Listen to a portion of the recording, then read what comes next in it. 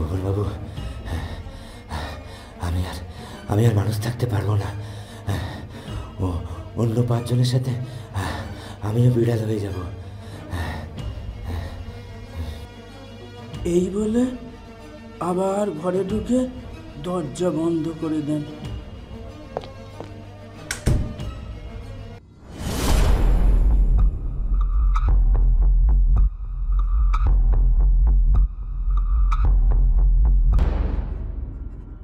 আজ আপনারা শুনবেন তাপস ঘোষের লেখা সোনালী বিড়াল দ্বিতীয় এবং অন্তিম পর্ব। এর আগের পর্বে আপনারা শুনেছেন পরাগ এবং রূপেশ ওম খাওয়াতে গিয়ে জানতে পারে মিস্টার ওয়াই স্কটিশ নিখোঁজ হয়েছেন। পরে জানতে পারে মিস্টার স্কটিশ বিড়ালে রূপান্তরিত হয়েছেন, সোনালী বিড়াল। কেয়ারটেকার ভুবনের থেকে দূরে সরে গিয়ে ওরা সুলতান সামাংয়ের বাড়িতে আশ্রয় নেয়। সেখানে সামাংয়ের কাছে জানতে পারে জঙ্গলে এক গুহাতে এক রাক্ষস আছে, যে সবাইকে নেশায় বুঁদ করে রাখে। হয়তো তার কারণেই বেশ কয়েকজন নিখোঁজ হয়েছেন। তারই অনুসন্ধানে দুজনে জঙ্গলে গিয়েছিল। তারপর কি হলো আসুন জেনে নেওয়া যাক। শুরু হচ্ছে আজকের গল্প, তাপস ঘোষের লেখা সোনালী বিড়াল দ্বিতীয় এবং অন্তিম পর্ব। আমাদের বিপদ কিন্তু 10 দিকেই ছড়িয়ে রয়েছে, তাই খুব সাবধান। আরে দেশাই যে আসল অপরাধী এটা আমরা কনফার্ম হব কি করে? স্যারেরও তো ভুল হতে পারে। আর দেশাই মানেই যে সেই আর দেশাই, তারও কোনো নিশ্চয়তা আছে কি? মনে রাখতে হবে, দেখ, স্যার একা এসেছিলেন, তার পক্ষে সঠিক খবর নেওয়া খুব একটা সহজ কাজ নয়। রূপেশের কথার মাঝখানে আমি বললাম, কিন্তু স্যার কনফার্ম না হলে এমনি এমনি একজনকে দোষী বলবেন? স্যার কি এমন মানুষ? না না, আমার তা মনে হয় না। এদিক থেকে দেখলে তোর কথার যুক্তি আছে।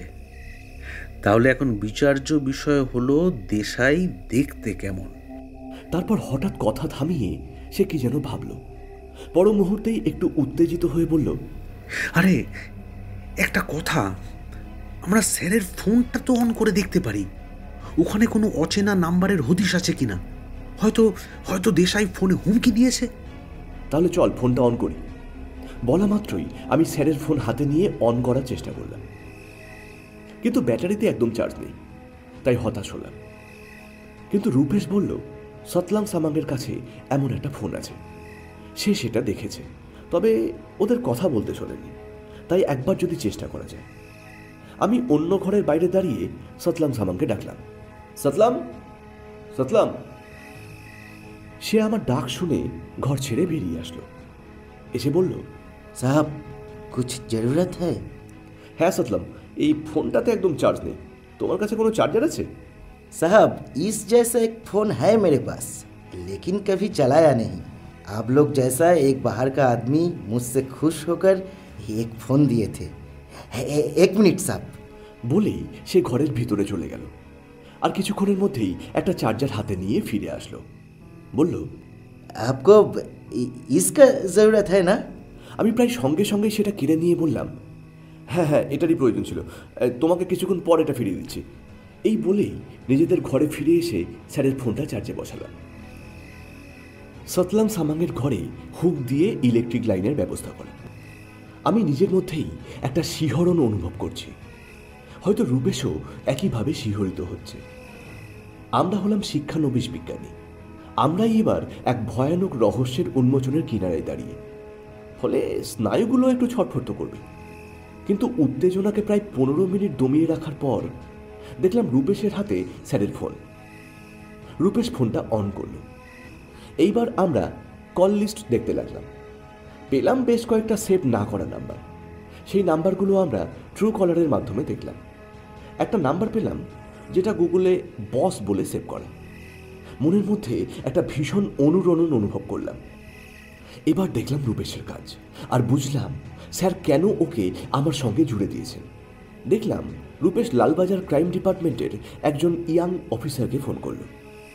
সব গুছিয়ে বলার পর ফোন নাম্বারটা দিল আর বলল, শুনুন না, আপনি একটু নিজের মতো করে অনুসন্ধান করুন প্লিজ। আর মনে রাখবেন, আমরা এখানে রয়েছি। আমরা যেমন খুব বিপদের মধ্যে, তেমনি এক মারাত্মক গ্যাং ধরার মুখেও দাঁড়িয়ে। তাই প্লিজ প্লিজ একটু সাবধানে এগোবেন। সেই রাতে আমরা আর কোনো কাজ করলাম না, শুধু অ্যান্টিডোট যাতে নষ্ট না হয় তারই ব্যবস্থা করলাম দুজন মিলে। মনে একটা অনাবিল তৃপ্তির জন্যই রাতে ঘুমটা বোধ হয় বেশ গভীরই হলো।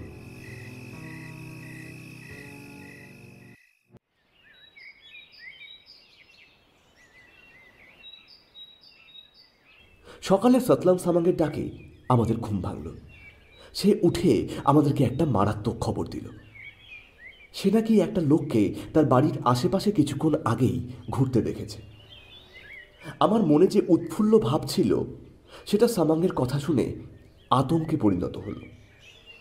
রূপেশের মুখাবয়ব দেখেই মনে হলো ও যেন কোনো হিংস্র জন্তুর সামনে পড়েছে, যে জন্তু ক্ষুধার্ত, আর এখনই রূপেশের দফা রফা করে দেবে।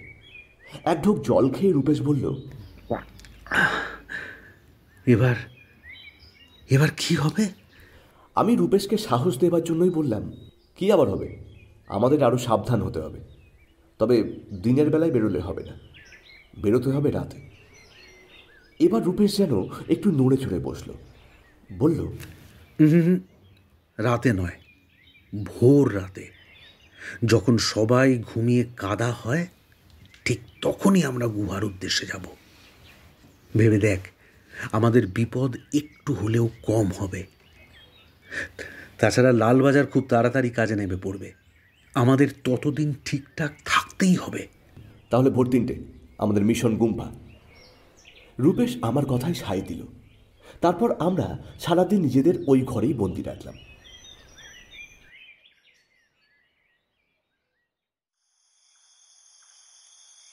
সেদিন বুধবার। রূপেশ খনার বচন আওড়াল, মঙ্গলে ওষা বুধে পা, যথা ইচ্ছা তথা যা। আমরা মোবাইলের ফ্ল্যাশ লাইটে ভর করে বেরোলাম।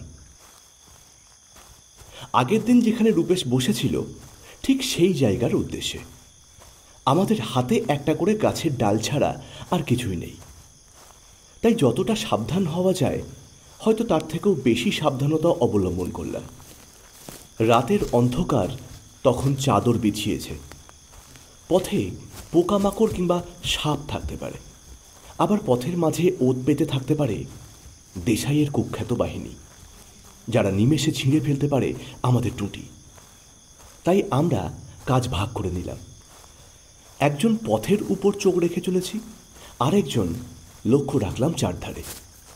কিন্তু জঙ্গলে ঢোকা মাত্রই আমাদের বুকের ভিতর ভয়টা বেশ খানিকটা বেড়ে গেল। যেমন আগুনের মধ্যে ঘি ঢাললে তার তেজ বহুগুণ বেড়ে যায়, তেমনি জঙ্গলের অন্ধকার দেখে আমাদের ভয়টাও অনেকখানি বেড়ে গেল। মনে হলো কেউ যেন আমাদের চোখের উপর মুঠো মুঠো অন্ধকার ছড়িয়ে দিল। জঙ্গলে আর আলো জ্বালাতে পারলাম না, তাহলে ধরা পড়ার ভয় বহুগুণ বেড়ে যাবে। অন্ধকার আরও গাঢ় হয়ে গেল। ঠিক তখনই রাতের নিস্তব্ধতা ছিঁড়ে বিশ্রী আওয়াজ করে পেঁচা ডেকে উঠল। আমি চমকে উঠে রূপেশের জামাটা খামচে ধরলাম। রূপেশ ফিসফিস করে বলল,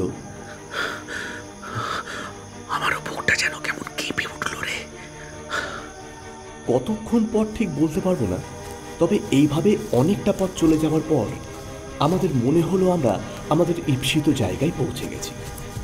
কিন্তু যেখানে রূপেশ আগের দিন বসেছিল সেখানে যেন একটু বেশি অন্ধকার জমাট বেঁধেছে। এর কারণটা প্রথমটা বুঝতে পারি।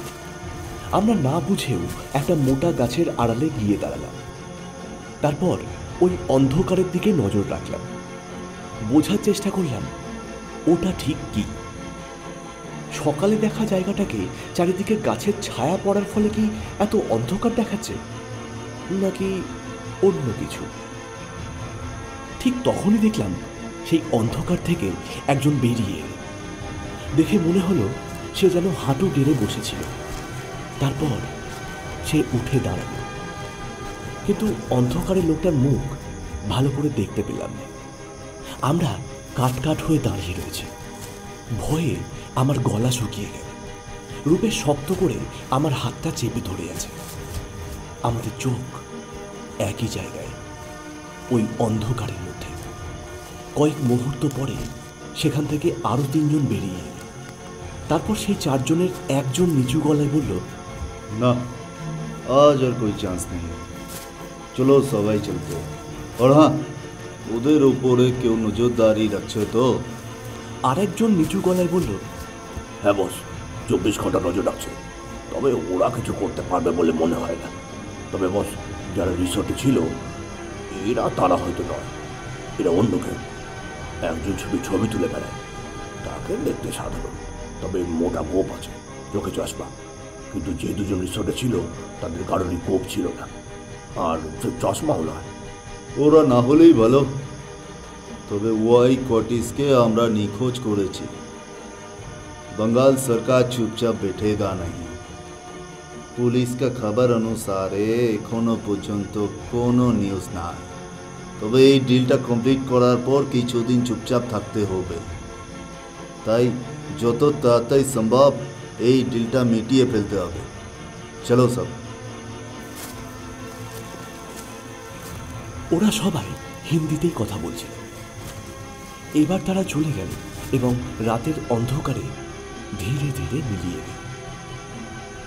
এরপর প্রায় আরো 10 মিনিট আমরা প্রায় দম বন্ধ করে দাঁড়িয়ে রইলাম। দেখলাম সেই গাছটার কাছে আর কোনো অন্ধকার নেই। অবাক হলাম। রূপেশকে জিজ্ঞাসা করলাম, কেসটা কি বলতো? রূপেশ ফিসফিসিয়ে বলল, সুরঙ্গ, যা কিনা কোনো কিছুতে ঢাকা আছে, তাই সুরঙ্গের ভিতরের অন্ধকার আর বাইরে বেরোতে পারছে না। এবার সাহস করে সেই গাছের দিকে এগিয়ে গেলাম। ঠিক যে জায়গায় অন্ধকার ছিল সেই জায়গাটা ভালোভাবে পর্যবেক্ষণ করলাম। দেখলাম সাধারণ মাটি, তবে বেশ ঝুড়ো। আমি বললাম, রূপেশ, পরশু যেদিন তুই এখানে বসেছিলি, তুই উঠে দাঁড়ানোর পর তোর প্যান্টে কিন্তু বেশ খানিকটা মাটি লেগেছিল। সাধারণ মাটি হলে অতটা লাগতো না। আমি এই কথা বলছি, এদিকে রূপেশ সেই ঝুড়ো মাটি হাত দিয়ে সরাতে শুরু করেছে। কিছুক্ষণের মধ্যেই সে আমাকে টেনে বসিয়ে দিল। তারপর বলল, এই দেখ মাটির নিচে লোহার আস্তরণ। মানে গুপ্ত দরজা? তবে নিশ্চয়ই এটা বাইরে থেকে খোলার জন্য ব্যবস্থা আছে, চল খুঁজি। বেশিক্ষণ খুঁজতে হলো না। মোবাইলের আলোতে গাছের গোড়ায় স্পষ্ট দেখলাম একটা বড় পেরেকের মতো উঁচু হয়ে রয়েছে। সেটাতে পা রাখতেই সেই পেরেকটা মাটির ভিতর ঢুকে গেল, আর নিঃশব্দে মাটির উপরে থাকা লোহার প্লেটটা সরে গিয়ে একটা বড় গর্ত দেখা দিল। আমরা হতবাক। আমরা গল্প নভেলে এমন সব অকল্পনীয় ঘটনা পড়েছি। সেখানে এমন এক সুড়ঙ্গের মধ্যে গিয়ে বিপদে পড়ে, আর সেই সাময়িক বিপদ থেকে উদ্ধার পেয়ে অন্যদিকে সুড়ঙ্গ মুখ দিয়ে উপরে উঠে আসে। কিন্তু এখানে আমাদের জন্য কি বিপদ অপেক্ষা করছে? হয়তো এর ভিতরে ঢুকলে আর বেরোনোর কোনো উপায় খুঁজে পেলাম না। তারপর দেশাইয়ের হাতে পড়ে এই জীবনের মতন মানব জীবনের পরিসমাপ্তি ঘটবে। বুকের মধ্যে একদিকে উত্তেজনা আর অন্যদিকে আশঙ্কার হাতুড়ি পড়ছে ক্রমাগত। আমি রূপেশের দিকে তাকালাম। এবার রূপেশের সাহস আমাকে অবাক করল। সে আমাকে ইশারায় নিচে নামতে বলল, আর সাথে সাথেই সে গর্তের মধ্যে নামতে শুরু করল। আমি ওকে ফলো করলাম। দেখলাম সেই গহ্বর দিয়ে ধাপে ধাপে সিঁড়ি নেমে গিয়েছে অন্ধকারের মধ্যে। আমি মোবাইলের ফ্ল্যাশ লাইটে সেই অন্ধকার সরণি বেয়ে নামতে শুরু করলাম। মনের মধ্যে আর একখানা ভাবনা উঁকি দিচ্ছে। আগেকার দিনে 12 ভূঁইয়ারা বড়ই অত্যাচারী ছিলেন। তাদের এমন গুপ্ত সুড়ঙ্গ ছিল। সেই সুড়ঙ্গ দিয়ে নেমে গেলে পাওয়া যায় এক বিভৎস ঘর। সেই ঘরে এখনো প্রচুর কঙ্কাল পাওয়া যায়। ভোগী জমিদার তার রাতের নেশা কাটিয়ে মেয়েদেরকে মেরে ওই গুপ্ত কুঠুরিতে ফেলে রাখতেন। যদি এখানে এমন কিছু পাওয়া যায় যেখানে নিরীহ মানুষদের কঙ্কাল ঢের পড়ে রয়েছে, যারা দেশের কর্মকাণ্ডের কথা জেনে ফেলেছিল এমন মানুষ। কিন্তু আমার এই ভাবনায় ছেদ পড়ল। দেখলাম মাটির নিচে ঘর। সেখানে বেশ কিছু কাঠের বাক্স রয়েছে। সম্ভবত ওইসব বাক্সেই রয়েছে যুব সমাজকে নষ্ট করার জন্য মারাত্মক সব ড্রাগ। আমি অবাক। বলে ফেললাম, এর অর্থ ভারতের যুব সমাজ তাহলে এখন নেশার হাতে বন্দি। বকলমে দেশাই ওদের কারাগারে নিক্ষেপ করেছে। আর একটা কথা ভেবে দেখ, দেশাই কত টাকা করেছে। রূপেশ খুব মনোযোগ সহকারে সবকিছু দেখছিল আর তার মোবাইলের ক্যামেরায় ফটো তুলছিল। আমার কথার জবাবে সে বলল, তাই তো দেখছি রে, লোকটার টাকার কুমির। যার হাতে প্রচুর অর্থ থাকে তার ক্ষমতাও থাকে অপরিসীম, আর সেই ক্ষমতার বলেই সে আজ অপরাধ জগতের বেতাজ বাদশা। তারপর একটু থেমে বলল, চল চল অন্য ঘরগুলো দেখি। আমরা পাশের ঘরে গেলাম। ঘরটাতে আলো নেই বললেই চলে। আধো অন্ধকারে যতটুকু দেখা যাচ্ছে তাতে বোঝা যাচ্ছে এটা অপেক্ষাকৃত ছোট ঘর। এখানে একটা খাটিয়ার মতো কিছু পাতানো রয়েছে। আমি মোবাইলের আলো জ্বালালাম। দেখলাম সেই খাটিয়ায় কে যেন শুয়ে রয়েছে। এবার উপায়, আমরা এখন তবে দেশাইয়ের হাতে বন্দি। ভয়ে বুকের মধ্যে হাতুড়ির আস্ফালন চলছে। রূপেশও কেমন নিশ্চল হয়ে রয়েছে। আমরা এখন শুধু নিজেদের শ্বাস প্রশ্বাসের শব্দ ছাড়া আর কিছুই শুনতে পাচ্ছি না। কয়েক সেকেন্ড পরে বুঝলাম লোকটা কোনো সাড়া শব্দ করছে না, ফলে হারিয়ে যাওয়া সাহস আবার কিছুটা ফিরে পেলাম। রূপেশকে বললাম, রূপেশ চল তো কাছে গিয়ে দেখি। ভয় কি, আমরা দুজন তো আছি। আক্রমণ হলে একজনের উপর হবে, আরেকজন না হয় সেই সময় আরও কেউ থাকতে পারে কিন্তু। রূপেশ চারিদিকে সতর্ক দৃষ্টি রেখে বলল, সেটা সম্ভাবনা নেই বলবো না, তবে রিস্ক আমাদেরকে নিতেই হবে, চল। রূপেশ নিমরাজি হয়ে আমার সঙ্গে এগোল। কাছে গিয়ে বুঝতে পারলাম লোকটা ঘুমোচ্ছে। আমাদের চোখ গেল লোকটার হাত এবং পায়ের দিকে। দেখলাম লোকটার হাত পা বাঁধা রয়েছে খাটিয়ার সঙ্গে। রূপেশ বলল, ও দাদা শুনছেন, ও দাদা শুনছেন। তারপর একটু ভেবে নিয়ে আবার বলল, ও দাদা শুনছেন, দাদা শুনছেন কি? সেই মতো আমরা লোকটাকে ডাকতে শুরু করলাম, ও দাদা শুনছেন, উঠুন। ও দাদা শুনছেন, ও দাদা শুনছেন। এভাবে বেশ কয়েকবার আমরা দুজন ডাকলাম, কিন্তু লোকটা একটুও নড়লও না। আমার মনে সংশয় দেখা দিল। আমি রূপেশের কাছে আমার আশঙ্কার কথা বললাম, এই লোকটা মারা যায়নি তো? আমার কথা শুনে রূপেশ লোকটা শরীর ধরে জোরে ঝাঁকুনি দিতে দিতে একইভাবে ডাকতে লাগলো, ও দাদা শুনছেন, ও দাদা শুনছেন। বেশ কয়েকবার ঝাঁকুনি দেওয়ার পর লোকটা একটু নড়ে উঠল। তারপর ধীরে ধীরে চোখ খুলল, কিন্তু ওর চোখ দেখেই বোঝা গেল রাজ্যের ঘুম ওর চোখে বাসা বেঁধে রয়েছে। প্রথমে লোকটা ঘুম চোখে এদিক ওদিক তাকালো। তার দৃষ্টি দেখেই বোঝা যাচ্ছে এই অন্ধকারের সঙ্গে সে মানিয়ে নেবার চেষ্টা করছে। কয়েকবার চারিদিকে চোখ ঘুরিয়ে নিয়ে রূপেশের মুখের উপর তার দৃষ্টি স্থির হলো। তারপর আধবোজা চোখে অতি ক্ষীণ কণ্ঠে স্পষ্ট বাংলায় জানতে চাইল, আপনি কে? কি করে আপনি ভেতরে এলেন? রূপেশ বলল, আগে আপনি বলুন তো, আপনি কে, আর কিভাবেই বা আপনি এদের খপ্পরে পড়লেন? লোকটা তার ভারী চোখ মেলল, তারপর কষ্ট করে বলল, আমি ভুবন বারুই।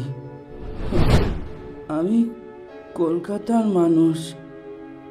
একজন আত্মীয়ের মাধ্যমে মাউলিংবনা পর্যটন স্পট কটেজের কেয়ারটেকারের ভ্যাকান্সির কথা জানতে পারি, আর ওরই সাহায্যে 3 বছর আগে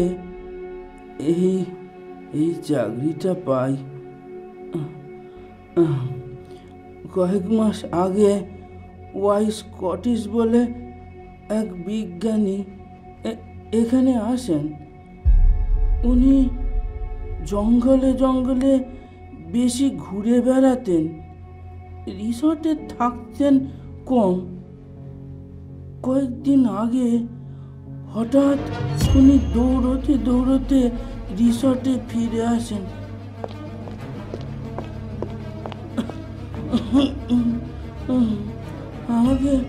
আমাকে প্রায় ধাক্কা দিয়ে উনি ওনার ঘরে ঢুকে যান।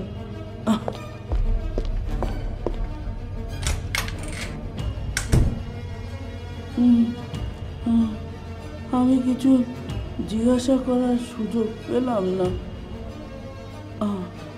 আমি তো মহা দুশ্চিন্তায় পড়লাম। আমি দরজায় টোকা দিয়ে ওনাকে কিছু জিজ্ঞাসা করব কি না ভাবছি, কিন্তু ভয়ও পাচ্ছি। যদি উনি কিছু মনে করেন। এমনভাবে প্রায় আধ ঘন্টা কেটে যাওয়ার পরে দরজা খুলল। উনি আমাকে বললেন, ভুবনবাবু, আমি আর মানুষ থাকতে পারবো না। অন্য 5 জনের সাথে আমিও বিড়াল হয়ে যাব। এই বলে আবার ঘরে ঢুকে দরজা বন্ধ করে দেন। দরজা বন্ধ করতে করতে উনি বারবার দেশাইয়ের নাম নিয়ে বলছিলেন। দেশাই, আমি তোকে ধরতে পারলাম না। আমি তোকে ধরতে পারলাম না। ভুবন থামল। আমরা অবাক হয়ে ওর কথা শুনছিলাম। আমরা আগেই ওর হাত পায়ের বাঁধন খুলে দিয়েছিলাম। আমি বললাম, আচ্ছা, আপনি এদের ডেরায় কি করে এলেন? ভুবন হাত পায়ের আড়ষ্টতা কাটানোর জন্য বার কয়েক আর মোড়া খেল। তারপর উঠে বসে বলল,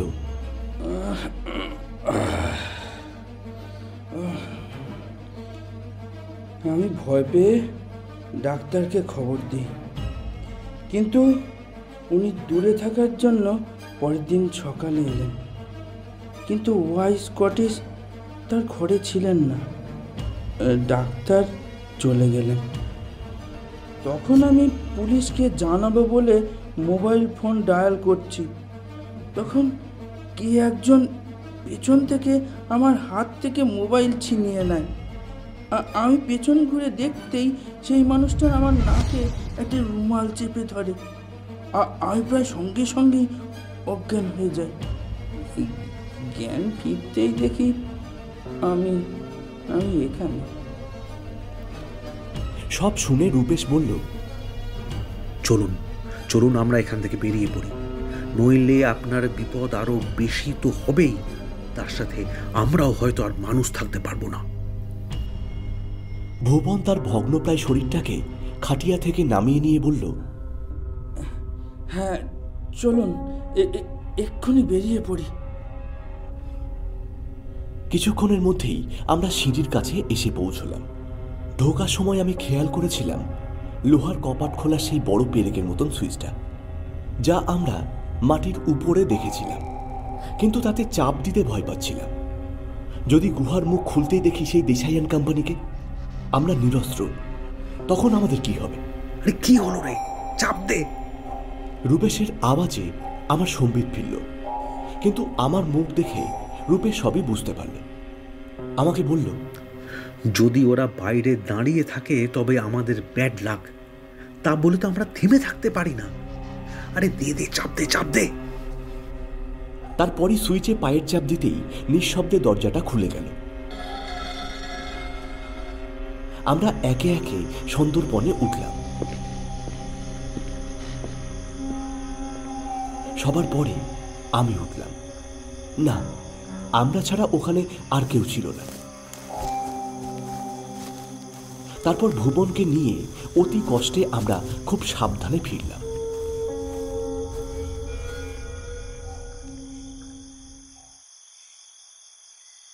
রূপেশের বরাবরই দুধ খাবার অভ্যেস, তাই বাসাতে দুধের যোগান ছিল।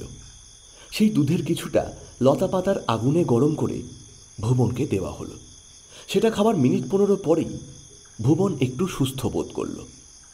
তখন আমি ভুবনের দিকে সিগারেট এগিয়ে দিলাম। উনি সাথে সাথেই প্যাকেট থেকে একটি সিগারেট বার করে নিয়ে লাইটারে ধরিয়ে নিলেন। তারপর একটা বড় টান দিয়ে তৃপ্তির আওয়াজ ছাড়লেন। আমরাও একটা করে সিগারেট ধরালাম। রূপেশ ওর কাছে জানতে চাইল, আচ্ছা ভুবন, সুরঙ্গের মধ্যেও আমি চিপসের প্যাকেট পড়ে থাকতে দেখেছি, এবার সুরঙ্গের বাইরে গাছের পাশেও দেখেছি একই চিপসের প্যাকেট। চিপসটা কে খায়? ভুবনের চোখ বড় বড় হয়ে গেল, যেন কোনো আতঙ্ক ওকে চেপে বসেছে। তাই ভয়ার্ত গলায় বলল, এই সেই ভয়ঙ্কর লোকটা, সেই মানুষরূপী রাক্ষস আর দেশাই। ও, তাই রিসর্টেও সেই চিপসের প্যাকেট দেখেছিলাম। রূপেশ, আমরা ভুবনের ছদ্মবেশে দেশাইয়ের খপ্পরে পড়েছিলাম। লোকটা কতটা ধুরন্ধর, কনফার্ম হতে সেই রিসর্টে গিয়েছিল। স্যারের পরিণতি অন্য সবার মতন হলো কিনা সেটা নিজের চোখে দেখতে গিয়েছিল। আর সন্দেহের বশে ওখানেই ভুবন সেজে থেকেছিল, কারণ দেশাই স্যারকে হারে হারে চেনে। তাই স্যার যে অন্য কোনো ব্যবস্থা করেননি ওর বিরুদ্ধাচরণ করার জন্য, এটা হতে পারে না। তাই সে অপেক্ষা করছিল, আর আমরা যেতেই ওর অপেক্ষা শেষ হয়। তবে সে যে ভয়ঙ্কর হয়ে উঠেছে এই ব্যাপারে আমি নিশ্চিত। দেশাই হয়তো একটা ভুল করেছিল। আমরা ফিরে গেছি কিনা সেটার কোনো কনফার্ম খবর নেওয়ার প্রয়োজন বোধ করেনি। সে ভেবে নিয়েছে আমরা কোনো অ্যাকশান নেওয়ার ফাঁকেই সে এখানে তার সব থেকে বড় ডিলটা কমপ্লিট করে সরে পড়বে। আমার কথা শুনে রূপেশ বলল, তবে এবার সে বুঝতে পারবে আমরা ফিরে যাইনি। তাই সে আমাদের উপর প্রবল আক্রোশে আক্রমণ করে ডিলটা কমপ্লিট না করেই সে কেটে পড়বে মাল সমেত। তাই আমাদের বিপদ থাকা সত্ত্বেও আমরা সেটা হতে দেব না। চল চল, আমরা ওখানে যাবই। এই বলেই উঠে পড়ল। আমি বললাম, ওখানে না গেলেই নয়, মানে গাল বাড়িয়ে চড় খাবার কোনো মানে হয় না কিন্তু। রূপেশ ধমকে উঠল, চুপ কর পরাগ, চুপ কর। আমি যতদূর জানি তুই অতটা স্বার্থপর নোস। প্রয়োজনে স্বার্থ ত্যাগ করা তোর স্বভাব। বহু মানুষ তোর দ্বারা উপকৃত হয়েছে, তবে এখন নয় কেন? এখানে স্বার্থ কোথা থেকে এলো? এবার রূপেশ অনেকটা শান্ত হয়েই বলল, দেখ, আমাদের ওই সর্বনেশের ড্রাগ সব পুড়িয়ে ফেলতে হবে, নইলে আমাদের যুব সমাজ আর কোনোদিন মাথা তুলে দাঁড়াতে পারবে না। আমরা পুলিশের জন্য অপেক্ষা করতে পারি না রে পরাগ। দেশাইয়ের শাস্তি অবশ্যই দরকার, কিন্তু তার থেকে বেশি দরকার নেশাদ্রব্য ধ্বংস করা। মনে হচ্ছিল আমি রূপেশকে একটা প্রণাম করি। ওর বিচার কত মহান, ও কতটা উদার মনস্ক। যদিও জানে আমরা নিজেদের প্রাণ কিংবা এই মানুষ জন্ম হারাতে পারি, তা সত্ত্বেও আমি সতলাম সামাংকে বললাম ভুবনের দিকে নজর রাখতে, আর বললাম, সতলাম, আজই হয়তো সেই রাক্ষসের খেলাটা শেষ হবে। শুনে সতলাম বললে, सच बाबू, वो राक्षस आज ही खत्म होगा? তাই তো আশা করছি। এদিকে রূপেশ একটা ফোন কল ছেড়ে নিল। তারপর একটা ড্রামে সতলামের কাছ থেকে কেরোসিন তেল নিয়ে বলল, চল, ওরা মাল নিয়ে সরে পড়ার আগেই আমরা কাম তামাম করি, চল। আমরা আর কোনো ছদ্মবেশ না ধরেই বেরিয়ে পড়ল। বেরোনোর সময় শুনলাম, দুর্গা দুর্গা। পিছন ফিরে দেখলাম ভুবন দুহাত প্রণামের ভঙ্গিমায় কপালে ঠেকাচ্ছে। এটা দেখে মনের মধ্যে কিছু কালো ভয় যেন আসন ঘিরে বসল। হাত পা যেন শিথিল হয়ে পড়ল। রূপেশের মহৎ মনের খবর পেয়ে যে সাহস সঞ্চয় করে যাত্রা করছিলাম, ভুবনের দুর্গা দুর্গা আমায় মনে করিয়ে দিল ভয়াল ভয়ঙ্কর দেশাইয়ের কথা।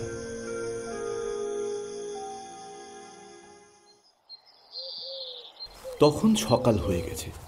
চেনা পৃথিবী তার ঘুম ছেড়ে উঠে ছন্দে ফেরার চেষ্টা করছে।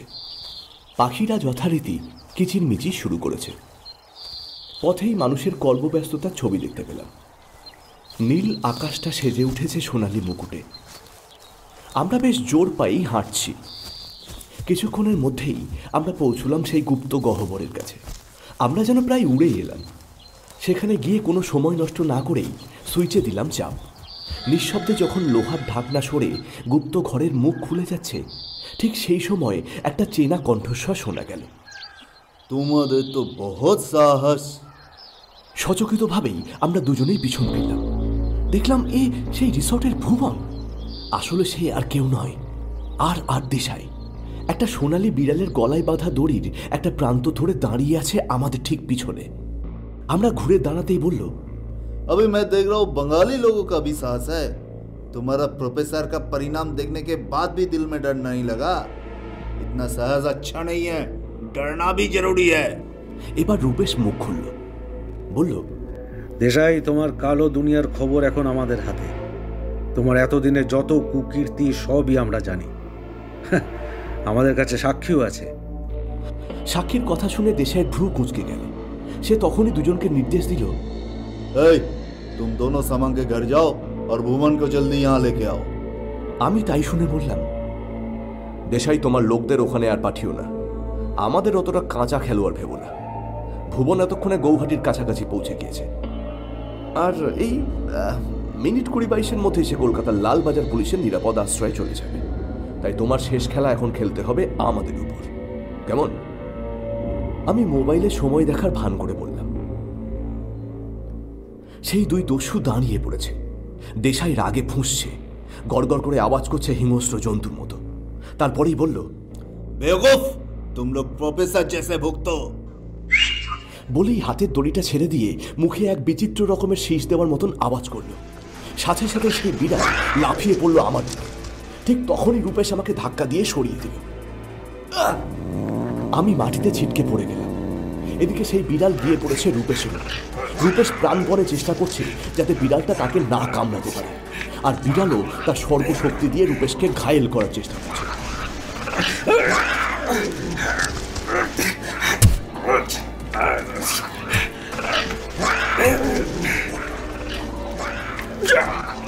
তার নখের আঘাতে রূপেশ ছিন্ন ভিন্ন হচ্ছে। এইরকম কিছুক্ষণ চলার পর রূপেশ বিড়ালটাকে ধরে দূরে ছুঁড়ে ফেলতে। কিন্তু বিড়াল জাতদের অদ্ভুত এক কায়দা থাকে। তাদের যেভাবেই ফেলা হোক, ওরা মাটিতে পা পেতেই পড়ে। সেইভাবে বিড়ালটা মাটিতে নখ বসিয়ে দাঁড়িয়ে পড়ল, আর সেই ফাঁকেই রূপেশ হাতে একটা গাছের ডাল তুলে নিয়েছে। রূপেশের জামার বিভিন্ন জায়গায় ছিঁড়ে গিয়েছে। জামাটা ধীরে ধীরে রক্তে ভিজে উঠছে। এদিকে বিড়ালটা আবার রূপেশের উপর ঝাঁপিয়ে পড়তে রূপেশ সজোরে ডালটা চালালো বিড়ালটাকে লক্ষ্য করে, আর তাতেই বিড়ালটা আবার মাটিতে ছিটকে পড়ল। কিন্তু রূপেশের হাতের ডাল ভেঙে এক টুকরো হাতেই রয়ে গেছে। কিন্তু রূপেশের সাহস একটুও কমেনি। রূপেশের জামাটা এবার লাল হয়ে উঠেছে, কিন্তু সেদিকে রূপেশের কোনো ভ্রুক্ষেপ নেই। একটা অদম্য ইচ্ছাশক্তি যেন ওর উপর ভর করেছে। সে ওই বিগেত খানেকের লম্বা সুচলো ডালের টুকরোটা নিয়ে ঝাঁপিয়ে পড়ল সেই বিড়ালের উপর। রূপেশ তখন যেন এক অতি মানব। সে ওই ছুচলো ডালটা সর্বশক্তি দিয়ে বিড়ালটার পিঠে বসিয়ে দিল। তখন বিড়ালটা হঠাৎ আঘাতে যন্ত্রণায় কাতর হয়ে নিজেকে দূরে সরিয়ে নিয়ে যায়, আর তারপরেই রূপেশের দিকে ফিরে গড়গড় আওয়াজ করে আবার ঝাঁপানোর জন্য তৈরি হতে লাগে। রূপেশও তৈরি হয়ে রয়েছে বিড়ালটা চোখে চোখ রেখে। সে হাঁপাচ্ছে, তার সারা শরীর রক্তে ভিজে গিয়েছে। এরপরেই বিড়ালটা আবার ঝাঁপিয়ে পড়ে। রূপেশের সঙ্গে আবার বিড়ালটার ধস্তাধস্তি শুরু হলো। কিন্তু এক বন্য হিংস্র প্রাণীর সঙ্গে একটা মানুষ খালি হাতে পারবে কেন?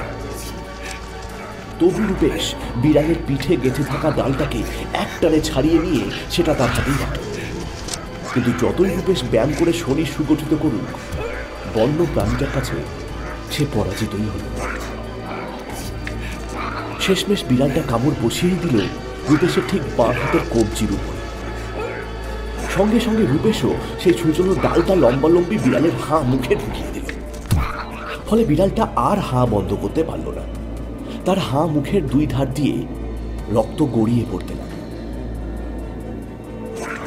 যতই বিড়ালটা ওই টুকরোটার থেকে বাঁচতে চাইল, ততই তার ঘা আরো বেড়ে গিয়ে রক্তপাত হতে লাগলো আরো বেশি। সেই জোড়া ক্ষত নিয়ে বিড়ালটা রণে ভঙ্গ দিল। তারপর একটা বড় লাফ দিয়ে জঙ্গলের ভিতরে অদৃশ্য হল। এদিকে ঘটনার আকস্মিকতায় আমি রূপেশকে বাঁচানোর কথা ভুলে গিয়ে নিশ্চল নিথর হয়ে একই জায়গাতে দাঁড়িয়ে রইলাম। কিন্তু কখন যে বিপদ এসে আমার ঠিক পিছনে ধীর পায়ে দাঁড়িয়েছে তা বুঝে ওঠার আগেই আমার উপর ক্ষুধার্ত বাঘের মতন দেশাই ঝাঁপিয়ে পড়ল। আমি বাস্তবে ফিরতে মুহূর্ত দেরি করলাম, আর তাতেই সে এক অদ্ভুত কৌশলে আমাকে পেঁচিয়ে ধরেছে। আমি ছাড়াবার আপ্রাণ চেষ্টা করতেই শুরু হলো ধস্তাধস্তি।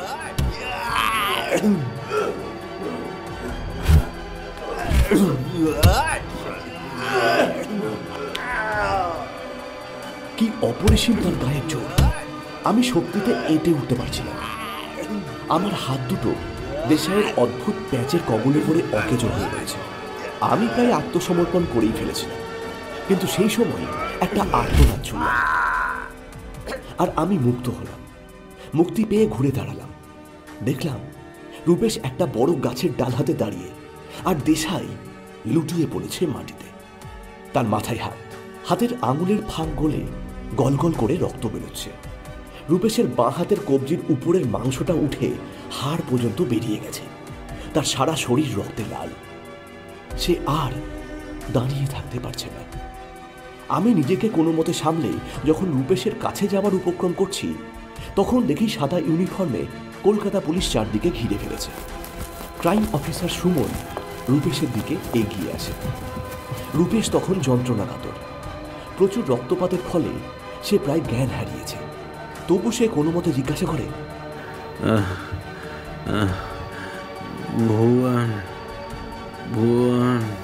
সুমন বলে, তোমার ভাবার দরকার নেই, ভুবনটা ঠিক আছে। তুমি তাড়াতাড়ি পরাগের সাথে যাও। এবার বন্ধুর জন্য তোমার কিছু করে দেখাবার পালা। আসলে কাউকে কিছু করতে হতো না। রাস্তায় এক মহিষের পাল এমনভাবে রাস্তা জুড়ে দাঁড়িয়েছিল, তাদের তাড়িয়ে রাস্তা ক্লিয়ার করতেই 15 মিনিট দেরি হয়ে গেল। আমরা শিলংয়ে গতকাল থেকে আছি, শুধু রূপেশের কাছ থেকে গ্রিন সিগন্যাল পাওয়ার জন্য। যাও যাও, তাড়াতাড়ি যাও, রূপেশ যেন কোনো বিপদে না পড়ে। আমরা ডক্টর বাসুকে সঙ্গে এনেছি। উনি এখন সল্লান সামানের বাড়িতেই আছেন, তাই ভয় নেই, শুধু ভ্যাকসিনটা দিলেই হবে। ঠিক তখনই রূপেশ জ্ঞান হারায়। আমার চোখ ফেটে জল বেরিয়ে এলো। আমি হাউহাউ করে রূপেশের কাছে গিয়ে ওকে জড়িয়ে ধরলাম। রূপেশ, রূপেশ, রূপেশ, ওঠ, ওঠ, রূপেশ, রূপেশ, রূপেশ, চোখ খোল, রূপেশ, রূপেশ। এরপর সুমনের নির্দেশে পুলিশের গাড়ি আমাদের নিয়ে চলল সতলাম সামাংয়ের বাসায়।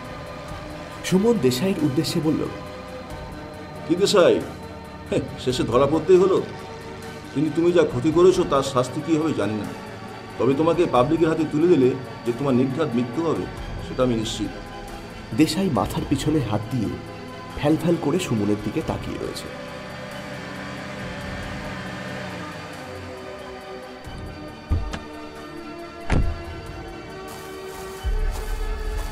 সতলাম সামাংয়ের ঘরে গিয়ে আগেই আমি ডাক্তার বসুর হাতে অ্যান্টিডোজটা তুলে দিলাম। উনি রূপেশকে সঙ্গে সঙ্গেই অ্যান্টিডোজ দিলেন। তারপর রূপেশের ক্ষতস্থানগুলোতে ড্রেসিং করলেন। রূপেশের রক্তের গ্রুপ জেনে নিয়ে উনি একজনকে ফোন করে তখনই 3 বোতল রক্ত আনানোর কথা বললেন। তারপর প্রায় 3 ঘন্টা রূপেশের জ্ঞান ফেরার অপেক্ষা চলল। অজ্ঞান অবস্থাতেই ওকে রক্ত দেওয়া হয়। তারপর ধীরে ধীরে রূপেশ চোখ খুলল। আমার মনের ভিতর যে কি অসম্ভব ঝড় চলছিল তা বলে বোঝানো অসম্ভব।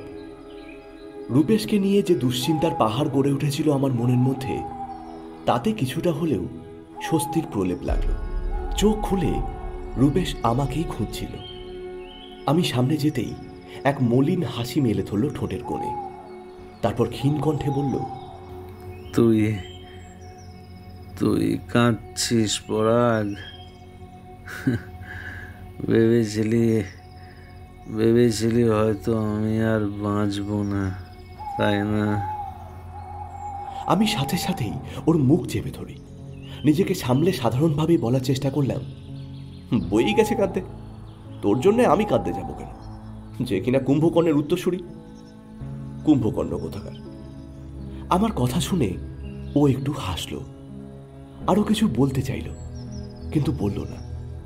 আমি ওর মুখের দিকে তাকিয়ে ভাবছি, এই সেই রূপেশ যে কিছুক্ষণ আগে এক ভয়াবহ যুদ্ধ জয় করেছে, যার এই জয়গাথা অন্তত আমার মনে স্বর্ণাক্ষরে লেখা থাকবে। কি অদম্য সাহস ছেলেটার, কি পরিমাণ আত্মত্যাগ তার বন্ধুর জন্য।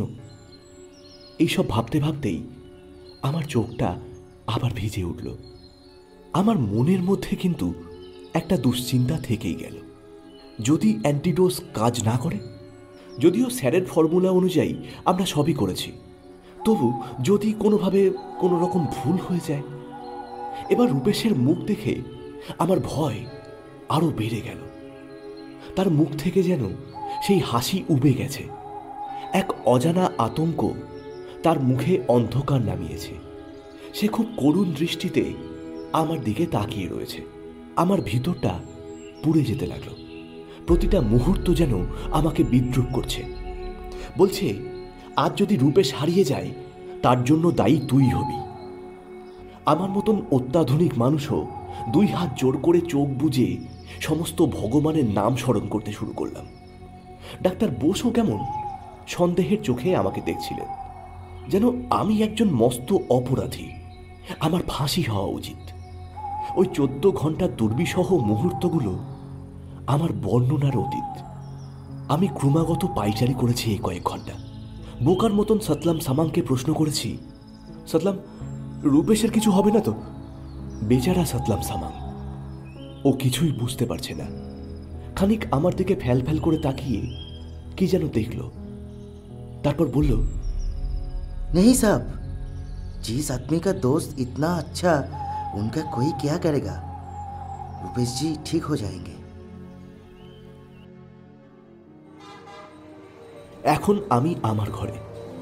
আজও সেই ঘটনাবহুল দিনগুলোর কথা ভাবলে শিউরে উঠি। তবে সবথেকে স্মরণীয় দিন হলো শেষ দিনটা। আমরা বন দপ্তরের হাতে ভ্যাকসিন তুলে দিতেই ওরা সব বিড়ালদের অজ্ঞান করে ওদের ভ্যাকসিনেশন করে। তবে 3টে নয়, 4-4টে বিড়াল ছিল ওই জঙ্গলে। একটা ওই আহত দেশাইয়ের পোষা বিড়াল, তাছাড়া ওই হতভাগ্য মানুষরূপী 6 জন বিড়াল। ওরা বিড়াল হলেও ওরা মানুষ, তাই 6 জন বললেন।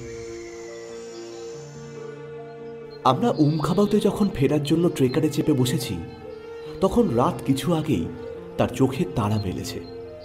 হালকা আলোতে সব দিক যেন এক মায়াময় পরিবেশ সৃষ্টি করেছে। পাখিরা তাদের আওয়াজ করে জানান দিতে চাইছে সকাল হয়েছে, এবার আর দেরি নয়, সবাই ওঠো। দিনের প্রথম ট্রেকার তখন স্টার্ট নিয়ে শব্দ করে ডাকছে। রূপেশ গুম মেরে সিটে বসে রয়েছে।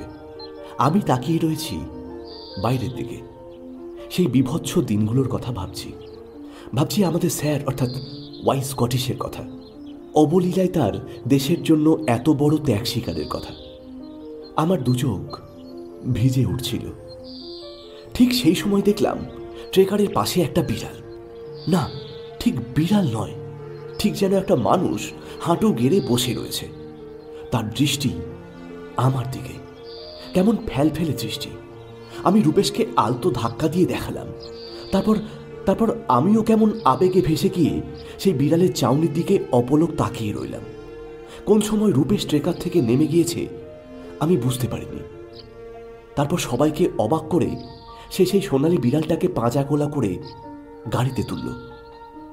বিড়ালটাও কোনো প্রতিবাদ করল না। সারা পথটা সে রূপেশের কোলের মধ্যেই বসে এসেছিল। সে এখন আমাদের হেফাজতে। শুধু 1 জন নয়, পুরো 6 জন। আমাদের রিসার্চের বিষয় এখন ওই মানুষরূপী বিড়ালগুলোকে আবার তাদের আগের চেহারায় ফিরিয়ে আনা। আর কি, নোটে কাজটি মুড়ল।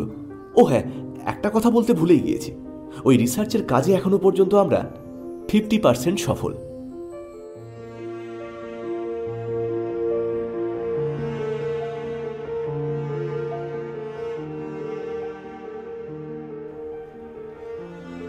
এতক্ষণ আপনারা শুনলেন তাপস ঘোষের লেখা সোনালী বিড়াল অন্তিম পর্ব। আজকের গল্প পাঠে ছিল অর্ণব, শ্যামল, শ্রমিক, তাপস, তমাল, সচ্চিদানন্দ এবং আমি মনতোষ। পোস্টার ডিজাইন প্রতাপ কুমার বিশাই, সম্পাদনা তমাল।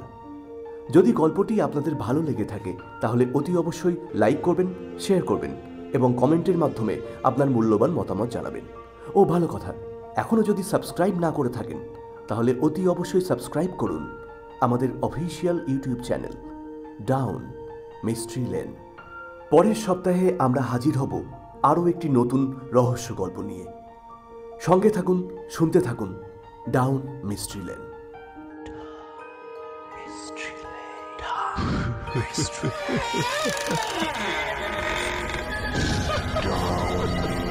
Mystery Lane.